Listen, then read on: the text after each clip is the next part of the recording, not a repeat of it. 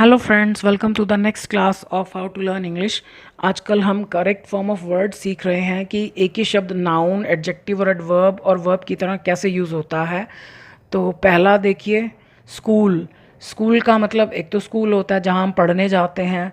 दूसरा स्कूल का मतलब होता है कि स्कूल की पढ़ाई लिखाई करना।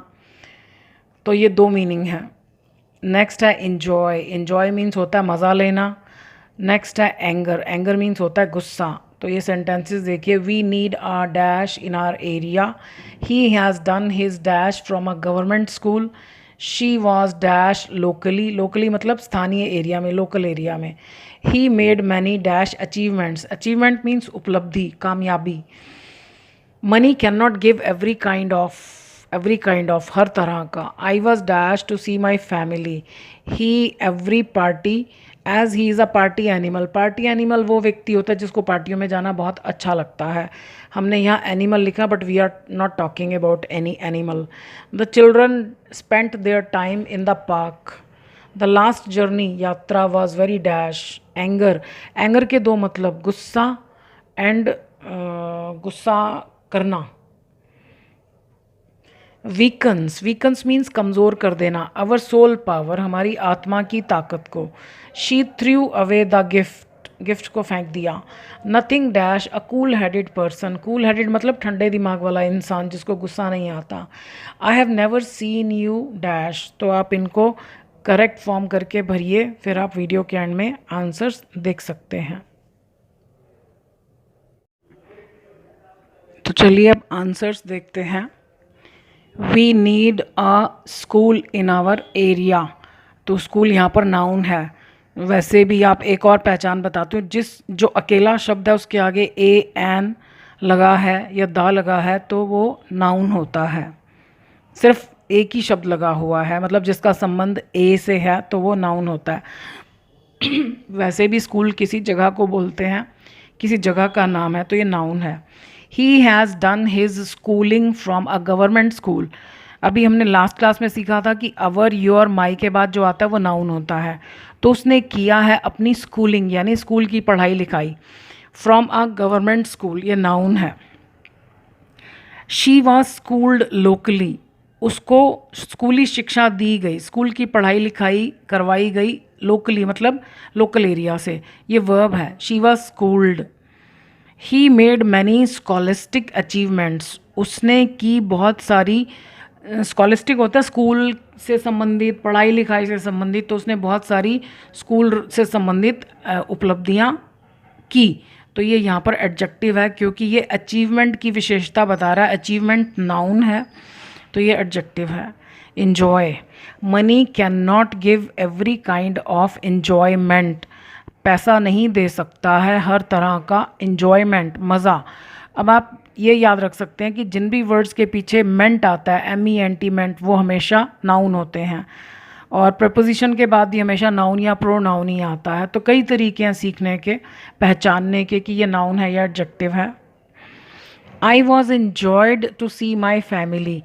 वॉज वर्ड आपको जब भी दिखाई दे तो उसके बाद या तो मतलब कुछ ऐसा शब्द लगाना हो जिसकी शक्ल वर्ब जैसी है, तो या तो आई एन जी आता है या ई डी आता है। सो आई वॉज, अगर आई एन जी लगाएंगे तो यानी मैं ये काम कर रहा था।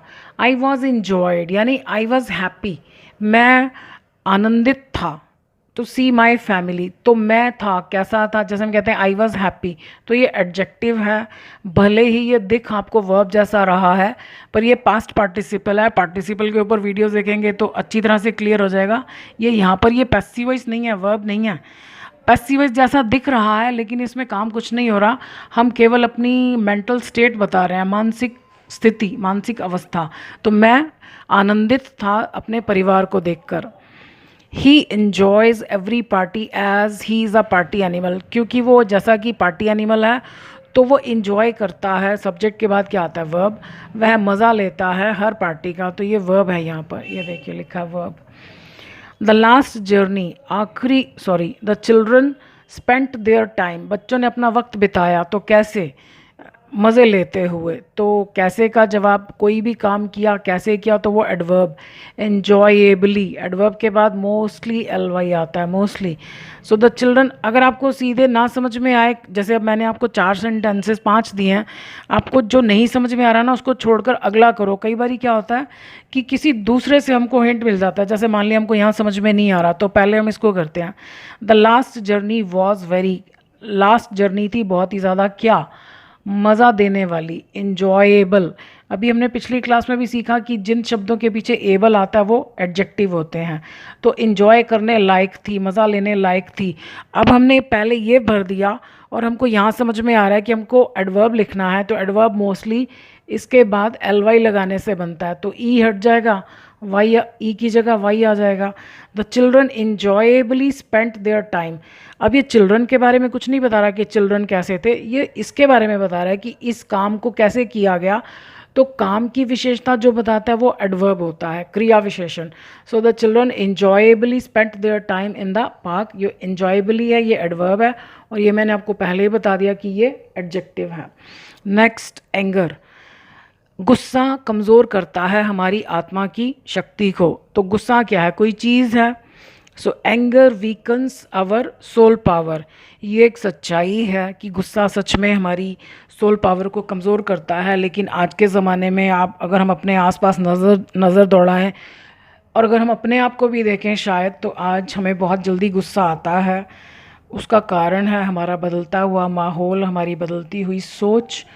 तो इसका कंट्रोल करने का तरीका ये है कि हम अपने ऊपर रोज़ काम करें, अपने आप से कहें, यदि हम गुस्से वाले हैं तो भी हम अपने आप से कहें, मन ही मन कहें, एफर्मेशन बोलते हैं उसको, जो हम अपने आप से, जो भी हमारे मन में बातचीत चलती है, अपने आप से कहें कि मैं हमेशा शांत रहता हूँ, किसी के बिहेवियर और शब्दों में इतनी ताकत नहीं है कि वो मुझे गुस्सा दिला सके। हम लोग सोचते हैं कि गुस्सा दिखाना जो है ये पावर की निशानी है। एक्चुअली गुस्सा दिखाना कमज़ोरी की निशानी है। हाँ ठीक है, कभी कभी गुस्सा दिखाना पड़ता है, किसी को कोई गलती कर रहा है, जैसे बच्चे हैं, तो वो गुस्सा दिखाना भी ऊपर ऊपर से होना चाहिए, मतलब हमारे अंदर हलचल नहीं होनी चाहिए। तो बाहर बाहर से गुस्सा करना कभी कभी ज़रूरी भी होता है, लेकिन गुस्से में आकर अपना ब्लड प्रेशर हाई कर लेना, ये सब हमारे लिए ही नुकसानदायक है। गुस्सा ना करके हम अपना भला कर रहे हैं। सो इसका तरीका यही है कि हम अपने आप से हर रोज़ जितनी बार याद आए कहें, I am a peaceful soul. किसी के बिहेवियर में इतनी ताकत नहीं है कि वो मुझे गुस्सा दिला सके। आप करके देखिए, दिन में जितनी बार याद आए अपने आप से कहें, I am a peaceful soul, I am a powerful soul. जहाँ बैठकर आप कहेंगे, अपने घर में बैठकर कहेंगे, तो इसका असर घर के बाकी लोगों पर भी होगा। सो प्लीज़ ज़रूर ट्राई कीजिएगा। जिन लोगों को गुस्सा आता है, इससे आपको बहुत चेंज दिखेगा अपने अंदर, but it will take some time. And change आने के बाद भी वी शुड कंटिन्यू। ऐसा नहीं है कि चेंज आ गया तो हम परमानेंटली ठंडे दिमाग वाले हो गए, ऐसा नहीं है। अगर हमने छोड़ दिया तो हम फिर पुराने वाले ही गुस्से वाले बन जाएंगे। Okay, next, she threw away the gift. उसने फेंक दिया गिफ्ट को। तो फेंक दिया से पहले ब्लैंक है, यानी हमने फेंकने के बारे में बताना है कि उसने कैसे फेंक दिया, गुस्से से। मान लिया हमको गुस्से से कि इंग्लिश नहीं आ रही, हम इसको छोड़ देते हैं। Nothing angers a cool headed person. कोई भी चीज़ गुस्सा नहीं दिलाती है एक ठंडे दिमाग वाले इंसान को। तो ये वर्ब है, क्योंकि यहाँ पर इसका मतलब गुस्सा दिलाना है। अब कई बार हम क्या करते हैं, नथिंग यहाँ पर मेक्स, जब इसका मतलब ही है गुस्सा दिलाना, तो हम दिलाने के लिए अलग से कोई वर्ड क्यों लिख रहे हैं? अगर हम लिख रहे हैं तो वो गलत है। सो ये वर्ब है। I have never seen you. मैंने तुम्हें कभी भी नहीं देखा है क्रोधित, गुस्से से भरा हुआ। तो एंग्री एडजेक्टिव है, इसके बारे में बता रहा है कि तुम कैसे, एंग्री, गुस्से से भरे हुए। तो एंग्रीली, क्योंकि एडजेक्टिव से एडवर्ब बनता है एल वाई लगाकर, वाई का आई हो जाएगा और एल वाई, मतलब उसने गुस्से से उसने गुस्से से गिफ्ट को फेंक दिया। तो गुस्से से यहाँ पर विद लगाने की ज़रूरत नहीं है, विद इसके अंदर ही है। सो आई होप आपको अच्छा लग रहा होगा। I wish you all the best. Thank you for watching this video.